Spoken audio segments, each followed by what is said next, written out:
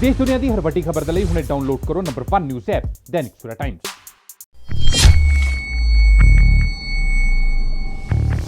जी वैसे तो सब कुछ मार्च 28 से पहले सब कुछ ठीक चल रहा था, लेकिन जब मार्च 2020 में आपने पीएम केयर फंड लेके आए, उसके बाद सब में ही कट लगने लग गया। जो स्कीम सीएसआर में चल रही थी, चाहे आप उनकी कमेटी रिपोर्ट्स देखें, हाई पावर कमेटी रिपोर्ट्स, उसमें उन्होंने कहा है बिल्कुल भी, चाहे 2015 की बात करें चाहे 2019 की, उन्होंने कहा बिल्कुल भी कोई भी पैसा जो गवर्नमेंट फंडेड स्कीम्स हैं उसमें कोई भी पैसा सीएसआर का नहीं जाएगा। लेकिन जो स्कीम्स बनी, आप उनका सोचिए बनेगा क्या भी। आपका इतना दिवालियापन फाइनेंस का है भी, आप सीआरएस का पैसा जो कहीं गरीबों के लिए, वहां पे उनकी पढ़ाई के लिए, सैनिटेशन के लिए थोड़ा थोड़ा पैसा खर्च करना है, जो उनके प्लान बने हुए थे उनका क्या बनेगा, और आगे जो प्लान उन्होंने बनाने थे उनका क्या बनेगा। आप सबका पैसा, गरीबों का पैसा जो सीआरएस का, सबका पीएम केयर फंड में डाल लिया। यहां से पता चलता है भी सरकार के हालात क्या हैं भी। आप गरीबों का पैसा भी, आप प्राइम चीफ मिनिस्टर को तो अलाउ नहीं करते, उसमें तो सीआरएस फंड जा नहीं सकता, पीएम में क्यों केयर फंड में जाए।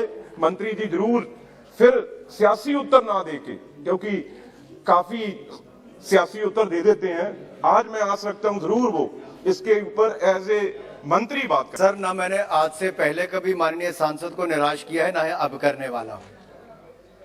और पहली बात मैं कह दूं, ये सीआरएस नहीं है, ये सीएसआर है, कॉर्पोरेट सोशल रिस्पॉन्सिबिलिटी। और इसको तय कौन करता है?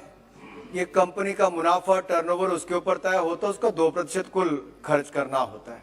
बोर्ड ड्रिवन प्रोसेस है, कंपनी का बोर्ड तय करता है किन किन क्षेत्रों में पैसा को खर्च करना चाहता है।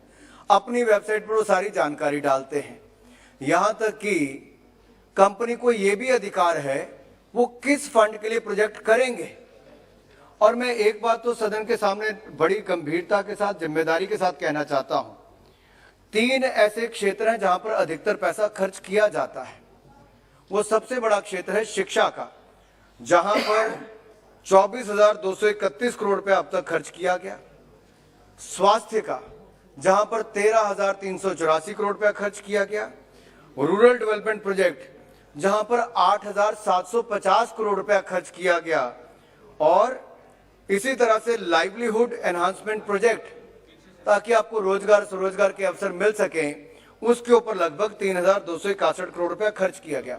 और ये देश के अलग अलग भागों में खर्च किया गया। ये बात सही है कि जहां पर खनन ज्यादा है, फैक्ट्री ज्यादा है, उन राज्यों में थोड़ा पैसा ज्यादा खर्च हुआ होगा। जहां इंडस्ट्री कम है, कॉर्पोरेट हाउसेस के अपने ऑफिस कम है, वहां पर थोड़ा कम हुआ होगा। लेकिन उसके बावजूद लगातार खर्चा बढ़ा है।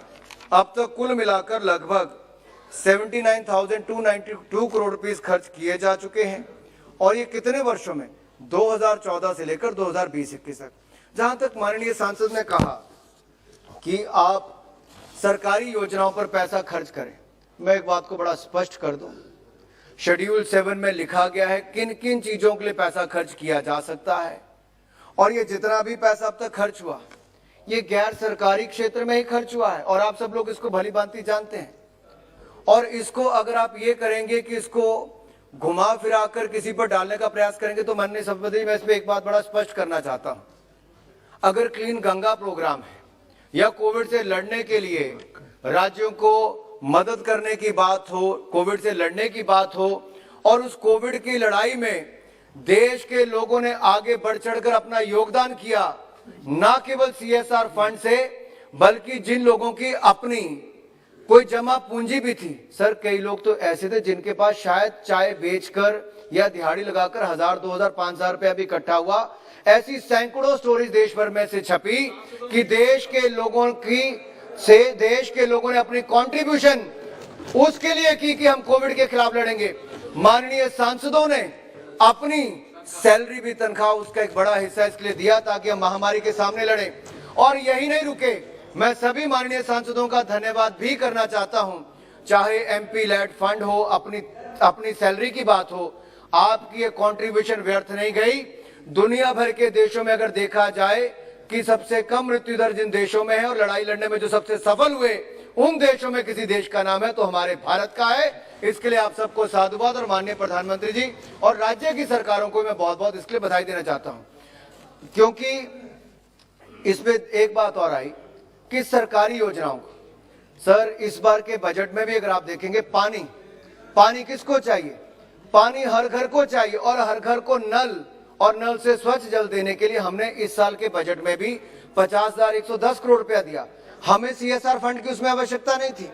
स्वास्थ्य के क्षेत्र में 94,452 करोड़ रुपए का पिछले साल का बजट था, इस साल 2,23,000 करोड़ रुपए से ज्यादा बढ़कर किया। माननीय वित्त मंत्री जी ने 137% की वृद्धि स्वास्थ्य के क्षेत्र में भी की। तो हम सीएसआर फंड से केंद्र की योजनाओं को चलाने का काम नहीं करते हैं। ये केवल निराधार आरोप हैं जिनको मैं सिरे से खारिज करता हूं। और शेड्यूल 7 में कुछ अगर आइटम्स ऐसी दी गई हैं जिससे समाज की भलाई होती है और उससे अगर किसी सरकारी योजनाओं का कहीं चल के आगे कोई फायदा हो तो उसमें वो अलग बात है सर, उसको मेंशन किया गया है, लेकिन कोई ऐसा नहीं कि सरकार के दूसरे फंड को इससे लिया जा रहा। All world open challenge 17 time gold medalist मियां रफीक मोहम्मद, पंडित, मौलवी, बेगम, तांत्रिक, इन चोरा ठग्गा तो सावधान। स्पेशलिस्ट वशीकरण, सट्टा नंबर, लव मैरिज, पति पत्नी च अनबन, विदेश च पक्का होना, कारोबार दा ना चलना, सिर्फ 31 घंटिया विच समाधान।